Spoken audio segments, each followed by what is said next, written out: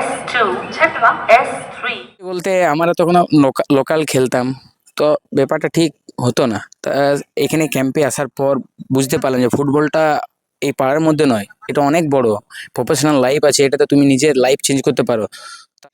আজকে আমরা রয়েছি কলকাতা থেকে বেশ কিছুটা দূর রানীগঞ্জে, এবং আপনারা জানেন যে কয়লা খনির অঞ্চল। আপনারা ভাবছেন হয়তো যে হঠাৎ করে এই কয়লা খনির অঞ্চলে আমরা কেন এলাম, রানীগঞ্জে কেন আমরা এলাম, কিন্তু আপনারা জানেন এই কয়লা খনির থেকেই কিন্তু হীরের জন্ম হয়। এবং এই যে হীরের কোনো উৎস এই রানীগঞ্জে আছে কিনা, কয়লা খনি থেকে তো একটা রয়েছে, সেটা তো আপনারা বুঝতে পারছেন। কিন্তু আমরা যেহেতু আপনাদের সামনে খেলার খবর পেশ করে থাকি, সুতরাং ফুটবলের কোনো হিরে এই রানীগঞ্জের মুখ উজ্জ্বল করেছিল কিনা অতীতে, সেটাও কিন্তু আমরা খোঁজ নিতে কিছুটা চলে এসেছিলাম।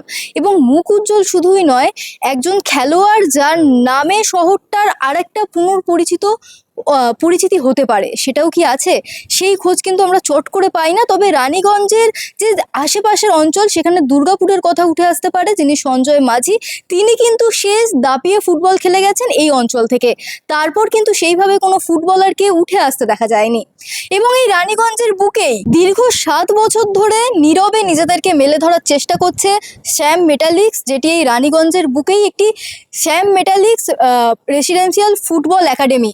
এবং এইখানে ওভারঅল যে খেলোয়াড়দের সংখ্যা, সেটি কিন্তু আমরা যেটা জানতে পারছি যে 70 জন খেলোয়াড়রা রয়েছেন, তারা দাবি করছেন। এবং তাছাড়া এখানে যে রেসিডেন্সিয়াল একাডেমি রয়েছে, সেখানে কিন্তু 30 জনের বেশি বেড রয়েছে যে খেলোয়াড়েরা থাকতে পারবেন। এবং আপনারা হয়তো ভাবছেন যে কলকাতা থেকে এতটা দূরের একটা একাডেমি, এখানে অনুশীলন করে থেকে কত দূরই বা খেলোয়াড়েরা পৌঁছাতে পারবেন। তবে সেই ভুল ধারণা আপনাদের ভেঙে দিই, এইখানের এই একাডেমির খেলোয়াড়রা, বহু খেলোয়াড় কিন্তু কলকাতা লিগ খেলেছে, কলকাতা লিগের বিভিন্ন ক্লাব খেলেছে। সুতরাং আপনারা বুঝতে পারছেন যে কলকাতার যে ময়দান, সেখানেও কিন্তু এখানকার থেকে খেলোয়াড়রা উঠে গিয়েছেন। এবং এই জার্নি কিন্তু দীর্ঘ 7 বছর ধরে চলছে। তবে শুধুমাত্র কিন্তু এই দুর্গাপুর বা রানীগঞ্জ এই এরিয়া কিন্তু নয়, পশ্চিমবঙ্গের বিভিন্ন জায়গায় ট্রায়াল দিয়ে প্রতিভা তুলে আনার চেষ্টা করছে শ্যাম মেটালিক্স রেসিডেন্সিয়াল ফুটবল একাডেমি।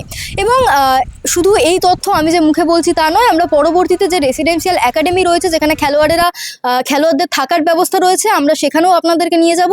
তাছাড়া খেলোয়াড়দের অনুশীলনের সময় কিছু খেলোয়াড়দের সাথে আমরা কথা বলে নিয়েছিলাম, কি পরিকাঠামো রয়েছে এই একাডেমির, খেলোয়াড়েরা কিভাবে রয়েছেন, পরিবেশ কি, সমস্তটাই আপনারা দেখে নিন ইনসাইড স্পোর্টস বাংলার পর্দায়। শ্যাম মেটালিক্স ফুটবল একাডেমির একজন খেলোয়াড়, যিনি স্ট্রাইকার এবং উইঙ্গার দুটি পজিশনই খেলতে পারেন, তাকে আমরা পেয়ে গিয়েছি। তার মুখে শুনে নেব এই একাডেমিতে তার কবে আসা, তার আগে তিনি কোথায় ছিলেন, পুরো জার্নিটাই আমরা তার মুখে শুনে নেব। রাভা, আপনাকে ইনসাইড স্পোর্টসের স্বাগত। এর আগে কোথায় ছিলেন, এই যে একাডেমিতে জয়েন হওয়ার আগে কোথায় ছিলেন?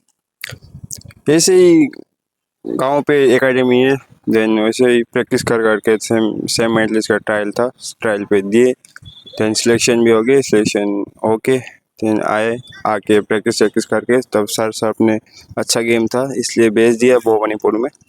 देन भवानीपुर में जाके यूथ रिलायंस फाउंडेशन लीग के लिए ट्रायल दिए, सिलेक्शन भी हो गए, देन खेले, देन सर ने स्काउट किया और यूथ लीग के लिए अंडर 17 भवानीपुर से बुलाया कॉलिंग, देन खेले वही under 17 under Reliance and youth league Bhawanipur से खेले नेक्स्ट ईयर। देन अभी एकेडमी फिर से आगे सैम मेडलिस्ट फुटबॉल एकेडमी पे अभी यहाँ पर ही प्रैक्टिस सब कर। अभी आपका एज क्या है? अभी एज 18 है। কত থেকে রয়েছে একাডেমি? 2018। 2018 থেকে আজকে 2026, নিজের মধ্যে কতটা ইমপ্রুভ হচ্ছে যে এতটা সময় এখানেই দিচ্ছে?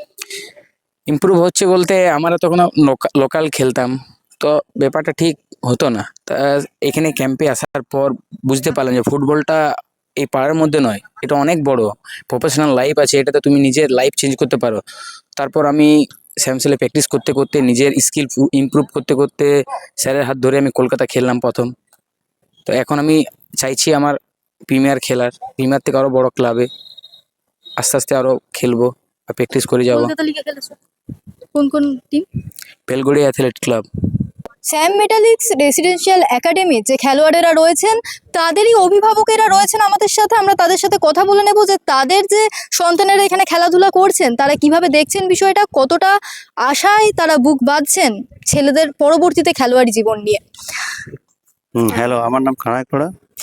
এই শ্যাম মেটালিক্স লিগে 5th ডিভিশনে কলকাতা লিগে আমার ভাগনা খেলছে, এবং এই বছর খেললো। এবং আমার ছেলে SKM এ প্র্যাকটিস করতো, এখন এইখানেই প্র্যাকটিস করছে, এবং এর রেসপন্সটা অনেক ভালো, তার জন্য এদিকে অনেক ধন্যবাদ। এই একাডেমি থেকে আপনার ছেলে কতদূর যেতে পারে বলুন? আমরা তো আশা করব কলকাতার ভালো ক্লাবে খেলতে সুযোগ পায় যেন আর ভালো খেলে। আর মানে প্রায় 3 বছর ধরে এই চ্যাম্প মেটালিকে খেলছে এবং ভালো রেজাল্টও করে। এবার আমরা এসে গিয়েছি Sam metallics football coaching camp, যেটা রেসিডেন্সিয়াল ক্যাম্পও রয়েছে, সেখানে এসে গিয়েছি।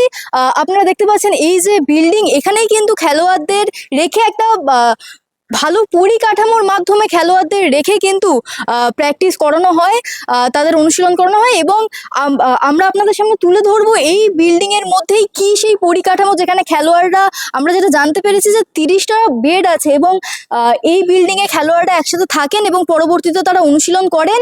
কি সেই পরিকাঠামো এই রেসিডেন্সিয়াল একাডেমির, সম্পূর্ণটাই আমরা আপনাদের সামনে তুলে ধরবো, আপনারা দেখতে থাকুন।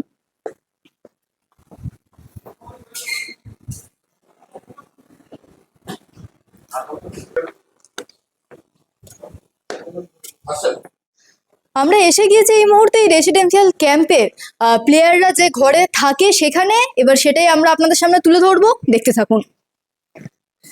এই কিন্তু সেই ঘর, এবং দেখতে পাচ্ছেন যে এক একটা করে বেড রয়েছে, এক একটা বেডে কিন্তু এক একজন খেলোয়াড়েরা থাকেন। আমরা কথা বলে নেব কিছু খেলোয়াড়দের সাথে, কি অভিজ্ঞতা তাদের এই ক্যাম্পে, চলুন শুনে নেওয়া যাক। তুমি কোথা থেকে এসেছো? আমি জামুড়িয়া থেকে, আমার বাড়ি হরিণডাঙ্গা। কতদিন হলো এই ক্যাম্পে? এখানে আমি 2021 থেকে জয়েন করেছি এখানে। যখন রেসিডেন্সিয়াল ছিল না তখন থেকে জয়েন করেছি এখানে। তারপর থেকেই রয়েছে। হ্যাঁ। তোমার নাম? আমার নাম কার্তিক মুর্মু। আমার বাড়ি কাজড়া। কতদিন ধরে রয়েছে? এখানে হলো 2 বছর ধরে হয়েছে আছি এখানে। আচ্ছা, এই যে ক্যাম্পে থাকছো, খাওয়া দাওয়া অনুশীলনের পর সমস্ত কিছুটাই তো এখানে, হ্যাঁ, তো সেটা যদি বলো কিরকম কি মেনটেন করে চলে সমস্ত? সব ভালোই চলে, মানে খাওয়া দাওয়া সব মানে ভালো এখানে। নিয়মটা কি, মানে কোন কোন টাইমে কি খাওয়ার যে টাইম টেবিলটা রয়েছে? একটা তো ফুটবল প্লেয়ার যেহেতু একটা হ্যাঁ। কঠোর নিয়ম মেনে চলতে হয় সকাল থেকে, সেইটা এই টাইম টেবিলটা যদি একটু বলো। সকালে ব্রেকফাস্ট দেয়, সকালে রুটি ব্রেকফাস্ট, আর দুপুরে ডিনার, লাঞ্চ, আর বিকেলে টিফিন দেয়, আর রাত্রে ডিনার। সব খাওয়া দাওয়া ভালো এখানে। এই রেসিডেন্সিয়াল ক্যাম্পে কিন্তু প্রত্যেকটা ঘর মিলিয়ে 30খানা বেড আছে, এবং যা কিন্তু পরবর্তীতে বাড়তেও পারে। এবং এই ক্যাম্পের কিন্তু একটা সুদীর্ঘ পরিকল্পনা রয়েছে। বলা যেতে পারে যে এই রানীগঞ্জের বুকে নীরবে গড়ে উঠছে একটা রেসিডেন্সিয়াল ক্যাম্প, যেখান থেকে হয়তো ভবিষ্যতের তারকা আমরা দেখলেও দেখতে পারি। এবং আপনারা দেখছেন যে খেলোয়াড়েরা কিন্তু এই মুহূর্তে রয়েছে, তারা প্রস্তুত, কিছুক্ষণ বাদেই তাদের অনুশীলন রয়েছে। এবং আপনারা তো কিছু খেলোয়াড়ের কথা শুনেই নিলেন যে এই ক্যাম্পের পরিকাঠামো নিয়ে তারা কি বলছেন। তাদের একটা কঠোর নিয়মের মধ্যে দিয়ে কাটাতে হয়, অনুশীলন রয়েছে, খাওয়া দাওয়া রয়েছে, সমস্তটাই কিন্তু খেলোয়াড়েরা আপনাদের সামনে তুলে ধরলো, আপনারা শুনলেন। কৃষ্ণবাবু, মানে এখানে ফুটবল চর্চা, আমরা এই প্রথম এলাম রানীগঞ্জের ফুটবল খোঁজ নিতে আর কি। মানে এখানকার পরিস্থিতি কিরকম, লিগ কিরকম হয়? আমাদের এখানে লিগে প্রায় 500 ছেলে মেয়ে, মানে রানীগঞ্জ থানা এলাকার, তারা পার্টিসিপেট করে, এবং 12টা টিম হয় তাদের মধ্যে থেকে বেছে, এবং প্রায় 33টা করে খেলা হয়। এছাড়া আমাদের ক্রিকেটও হয়, ক্রিকেটেরও লিগ হয়। আমরা চাইছি যে আমাদের এখানে যে ছেলেরা, তারা একটু যাতে উঠে আসে এবং পরবর্তীকালে একটু প্রশিক্ষণ নিয়ে ভালো জায়গাতে তারা চান্স পায়, এটাই আমাদের উদ্দেশ্য মেন।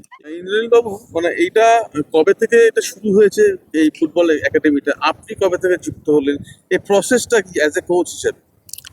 অ্যাকচুয়ালি সেরকমভাবে দেখতে গেলে 2018-তে প্রথম পথ চলা শুরু হয়।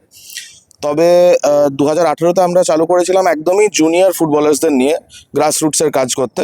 আস্তে আস্তে আমরা রিয়েলাইজ করি যে যেহেতু এটি একটি লোকাল এরিয়া, সেই জন্য হয়তো আমরা যদি একটু আরও senior players, maybe under 17, under 19 প্লেয়ার্সকে নিয়ে কাজ করি, বেটার হবে। এবং সেই জিনিসটিকে মাথায় রেখেই আমরা 2020-তে একটি নতুনভাবে টিমটি ফর্ম করি। 21 থেকে আমরা টুর্নামেন্টস খেলতে স্টার্ট করি, এবং প্রত্যেক বছর একের পর এক টুর্নামেন্টস জিতে ডিস্ট্রিক্ট থেকে, সাব ডিভিশন থেকে, অন্য ডিস্ট্রিক্ট, ইভেন ঝাড়খণ্ড সাইডেও প্রচুর টুর্নামেন্টস আমরা জিতেছি। এবং সেই সাকসেস আস্তে আস্তে আমাদের একাডেমিকে একটি জায়গা দিয়েছে। আমি একাডেমিতে শুরু থেকেই আছি। একাডেমির স্থাপনার সাথে সাথে, এবং 2023 সালে আমাদের ভালো রেজাল্টসের দরুন আমাদের কোম্পানি ডিসাইড করে যে তারা ক্যাম্পটিকে রেসিডেন্সিয়াল করতে চায়, এবং লাস্ট 2 ইয়ার্সও আমরা খুব ভালো ভালো টুর্নামেন্টসে পার্টিসিপেট করে কলকাতার কিছু টিমসকে হারিয়ে, প্রিমিয়ারের CFL এর কিছু টিমসকে হারিয়ে ভালো পারফরমেন্স দিতে পেরেছি। আমার নাম উর্মিলা চ্যাটার্জি, আমি মঙ্গলপুর আর জামুরিয়া CSR ডিপার্টমেন্টটাকে লিড করি অ্যাজ এ ডেপুটি ম্যানেজার। এখানে আমাদের যখন আমাদের প্ল্যানটা যখন IPO লঞ্চ হয়েছে, তারপর থেকে প্রত্যেক কোম্পানিতে IPO লঞ্চ হওয়ার পরে CSR কাজটা ম্যান্ডেটরি হয়ে যায়। সেই ক্ষেত্রে আমাদের নিজস্ব Sam metallic foundation company establish করা হয়েছে, তার অন্তর্গতেই আমরা CSR অ্যাক্টিভিটিসটা করি। আমাদের মেন ফোকাস হচ্ছে ইউথ আর উমেন এম্পাওয়ারমেন্ট। ইউথ স্কিলটা ডেভেলপমেন্ট করার জন্য আমাদের বেসিক্যালি কম্পিউটার সেন্টার আছে, আর একটা সবথেকে বড় জিনিস আমাদের এখানে ফুটবল একাডেমি আছে।